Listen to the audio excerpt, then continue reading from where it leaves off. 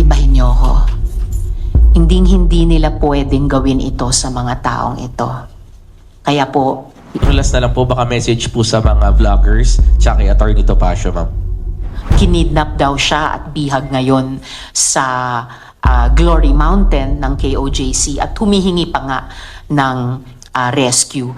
Posibleng biktima pa rin siya hanggang ngayon. Yun yung hinihingi ko ng kalinawan sa NBI. Pero malinaw din na gumawa siya ng video na in-upload at pinasisinungalingan, hindi lang ako, kundi pinasisinungalingan pati yung higit 100 pang mga witnesses katulad niya dati. Hello, magandang umaga po sa inyong lahat. So ngayong umaga, naghahain naman po ako ng kaso dito sa Department of Justice Prosecution Service. Kaso po, isa laban kay Michael Maurilio at yung isa namang kaso laban sa 6 na vloggers. Sina Byron Cristobal alias Banatbay, Crisette Chu, Chrissy Chu, si Jay Sonza, si Alex Distor alias Tio Moreno, may isa pa. Si Jeffrey K. Eric Celis at si Attorney Ferdinand Topacio. So ayon sa aking legal team, ang nararapat na kaso ay cyber libel. Dahil sa kawalang kapakialaman nila kung totoo o hindi ang kanilang kinakalat. At mga dagdag na kasinungalingan pa na sinabi nila. Hindi lang po ito kaso ng fake news, dear colleagues. Ito ay sistematiko at sadyang pag-atake pati sa mga witnesses, mga taong naglakas loob sa kabila ng kanilang takot na sabihin ang kanilang katotohanan. Sinusubukan nilang ibaon ang mga totoong kwento ng mga taong ito at ng mga taong tumutulong sa kanila. Pero ibahin niyo ako.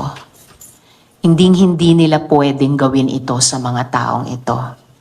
Kaya po, ihinain na po namin ngayong araw ang mga kasong ito. Ano po yung difference nito doon sa na-file nyo earlier sa NBI? Yung inihain ko sa National Bureau of Investigation nung nakaraang linggo ay isang reklamo na naghihingi sa kanila ng dagdag na investigasyon sa kinaroroonan at katayuan ni Michael Maurilio, lalo na dahil sa huling messages niya sa opisina ko na kinidnap daw siya at bihag ngayon sa Glory Mountain ng KOJC at humihingi pa nga ng rescue. At sa reklamong iyon, dagdag na pag-alam sa provenance ng video na iyan. Sino yung mga tao o mga grupo sa likod ng pag-produce at pagkalat niyan. Kaya pati yung mga 100 vloggers nung nakaraang linggo ay hiningian ko ng dagdag na investigasyon. Ito ngayong umaga ay mga formal na kaso na ng cyber libel. Laban dun kay Maurilio at dun sa 6 munang mga vloggers.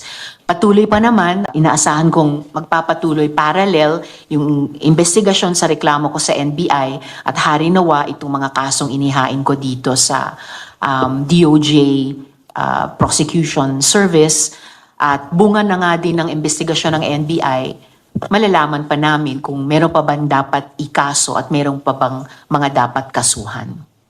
Ma'am, since nag-file po kayo last week sa NBI, meron na po bang info yung police investigation about sa kidnapping? Or may natanggap na po ba kayong any update from them? Umaasa ko na kaagad inaaksyonan yan ng NBI. Bagamat wala pang update sa ngayon, pero I am confident na ginagawa nila yung kanilang mandato sa ilalim ng batas sa kahit sino mang mamamayan katulad ko. To put it on the record, kailan niyo po last na na-contact si Michael Maurilio po? Yung huling komunikasyon niya sa opisina namin ay noong June 22 at 23. Doon siya humihingi ng rescue dahil kinidnap daw siya at bihag nga sa Glory Mountain ng KOJC. Nagkakataon yung June 24, yung petsa na binuo nung Pagtanggol Valiente na nag-upload ng video niya. So, nung matanggap namin yung mga komunikasyon na iyon, nung June, kaagad namin finoward sa PNP Davao para aksyonan nila. Pero ang nangyari, habang inaaksyonan nila, lumabas na itong mga video na ito. Senador, bakit siya biglang nagbago ng isip at bumaliktad? Ang huling clues na pwede kong pagbatayan ay yung message niya. Kaya hiniling ko rin sa NBI, alamin, totoo bang kinidnap siya? Totoo bang bihag siya doon sa Glory Mountain? Dahil hanggang ngayon, nagdarasal ako para sa kanyang kaligtasan. Pero kailangan niyang magpaliwanag, bakit siya nagsinungaling at nagsisinungaling ngayon? So, yung si Michael Maurilio po ay kumbaga hindi nyo na siya parang tinuturing na pwedeng biktima dahil nga yung huling kausap ninyo ay humihingi pa siya ng tulong pero ngayon po sinasama nyo na siya sa complaint. Posibleng biktima pa rin siya hanggang ngayon. Yun yung hinihingi ko ng kalinawan sa NBI. Pero malinaw din na gumawa siya ng video na in-upload at pinasisinungalingan, hindi lang ako, kundi pinasisinungalingan pati yung higit 100 pang mga witnesses. Katulad niya dati, iba pang mga witnesses laban kay Apollo Kibuloy at kay OJC. At malinaw din para sa akin bilang miyembro ng Senado na iyang video na yan at yung pagkalat nila niyan at yung pagdagdag pa ng mga kasinungalingan ng mga vloggers na ito ay atake din sa mandato at kapangyarihan ng Senado. Ang Senado na nakikipaglaban para sa mga taong hindi kayang ipaglaban ang sarili nila. Yan din ang gusto nilang busalan. Walang senador na papayag dyan. Hindi papayag ang Senado dyan. Ma'am, yung sa vloggers po, ano po ba ito? Nag-share lang, nag-comment, ano po yung ginawa talaga nila para masama sila?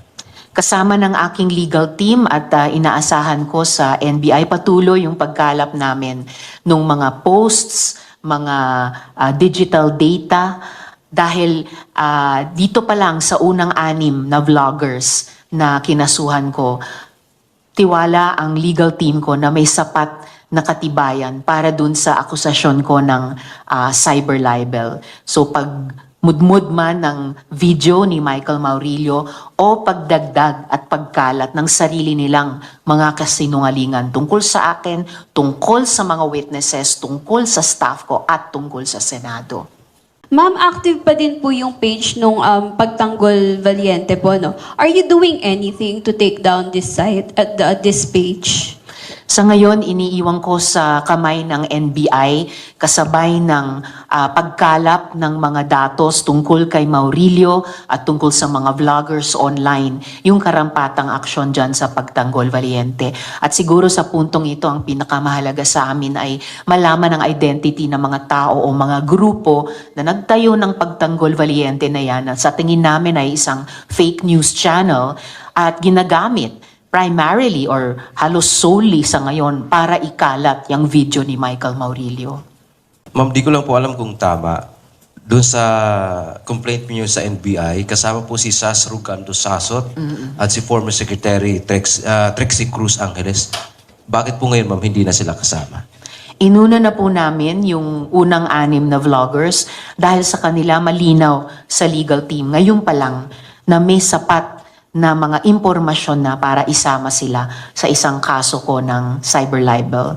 Sa mga susunod na araw, dahil patuloy yung aming pagkalap ng mga digital information ng mga taong itong unang 6 at pati yung 6 pa na naisama sa reklamo ko sa NBI, maaring magdagdag pa kami ng mga isasama sa kaso.